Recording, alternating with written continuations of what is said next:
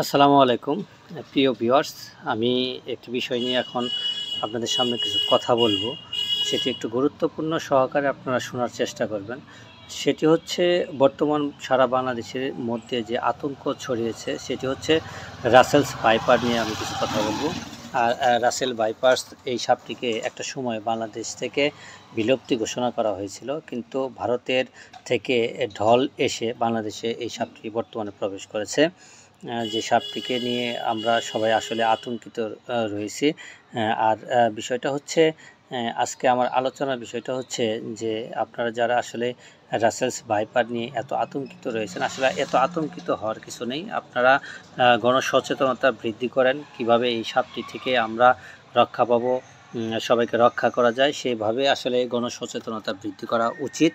আর আমি আজকে এই কথাটি বলতেছি একটি কারণে, রাসেলস ভাইপারের যে আকৃতিটা রয়েছে সেটি হচ্ছে সাপটি সামান দিকে চিকন, মাঝখানের দিকটা হচ্ছে মোটা এবং পিছনের দিকটা হচ্ছে চিকন।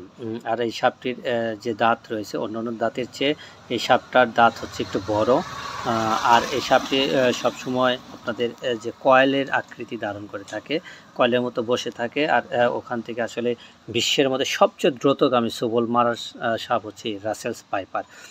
আর এই রাসেলস ভাইপার হচ্ছে বিশ্বের মধ্যে যত সাপ রয়েছে, বিষাক্ত সাপ, তার মধ্যে হচ্ছে দ্বিতীয়তম।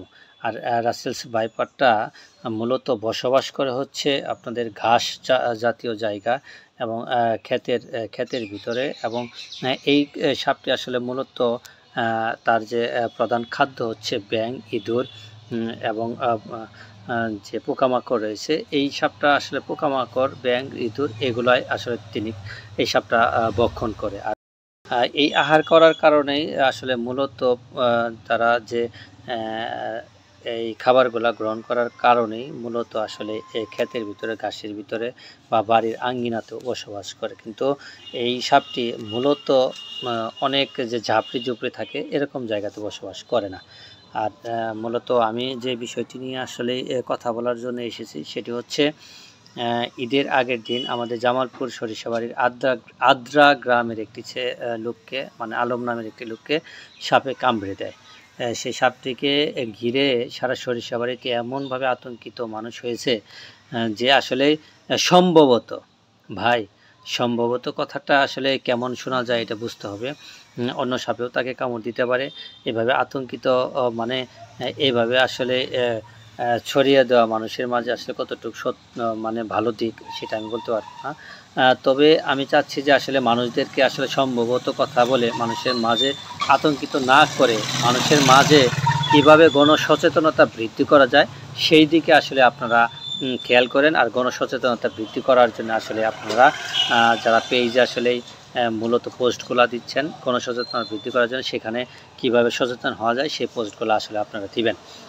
আর দ্বিতীয় কথা হচ্ছে, যদি সাপ কামড়ে দেয় সাথে সাথে সেখানে বান দিয়ে নিকটস্থ হাসপাতালে গিয়ে সেখান থেকে আসলে আপনারা অ্যান্টিভেনাম নামের যে এই প্রতিষেধকটা রয়েছে সেটি গ্রহণ করলে এখান থেকে নিস্তার পাওয়া যায়।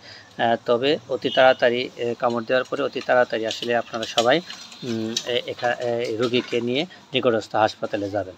আর দ্বিতীয় কথা হচ্ছে যে আসলে রাসেলস ভাইপারের বংশবিস্তারটা করে হচ্ছে অন্যান্য সাপ যেমন ডিম পারে, কিন্তু রাসেলস ভাইপার সেটি ডিম পারে না, সেটি সরাসরি সেখানে আসলে বাচ্চা প্রসব করে সেখানে 20, 30, 40 বা 50, 60, 70, 80টা পর্যন্ত রাসেলস ভাইপার বাচ্চা দিয়ে থাকে।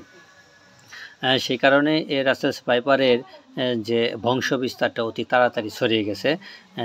আতঙ্কিত হওয়ার কিছু নেই, আমি বারবার বলছি আতঙ্কিত হওয়ার কিছু নেই। গণসচেতনতা বৃদ্ধি করেন এবং নিজে সচেতন হন, অন্যকেও সচেতনতা করেন। সবাই ভালো থাকবেন। আসসালামু আলাইকুম।